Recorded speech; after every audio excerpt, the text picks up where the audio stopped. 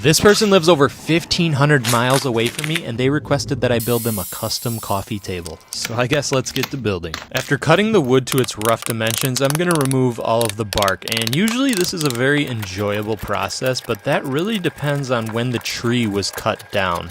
So the bark will actually come off easier on trees that are cut down in spring and summertime when the tree is actively growing. And trees that are cut down in fall or winter time, the bark usually is a lot harder to remove. And here you can see these little trails left behind by bugs, which I think looks really cool. But this is a great time to stress the importance of using kiln-dried wood. Not only is that wood going to shrink and warp as it dries, so you can't use it when it's fresh, but also there might still be bugs living and burrowing around on the inside of that wood, and when you have it kiln dried, it's going to kill off all of those bugs, so you don't have them ruining your table months or years down the road. And while this resin cures and hardens over the next 7 to 10 days, let's get back to that client that lives over 1,500 miles away. So I live in Wisconsin and they live in sunny Florida.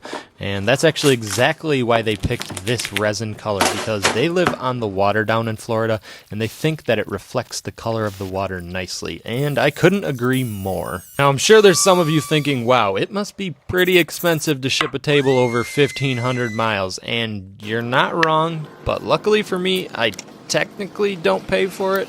And to be honest, almost all of my clients come from out of state, so I am regularly shipping things all across the United States and sometimes across the world, which I know I am extremely blessed to be able to say that, and I am very thankful to all of you who watch and like these videos, and to all my clients that decide to support and buy some of my pieces from me. And after who knows how many countless hours of sanding, I get to finally lay down a couple coats of finish that I'll buff on and off, and then install these wood inserts into the holes that you saw me make earlier using my plunge router. And I prefer to use my plunge router because it ensures I get perfectly 90-degree holes. And then I'm going to use these furniture screws to attach the metal X legs that my client decided to go with.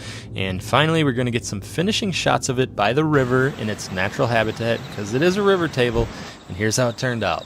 Let me know what you guys think of it down in the comments, and I hope to see you on the next video.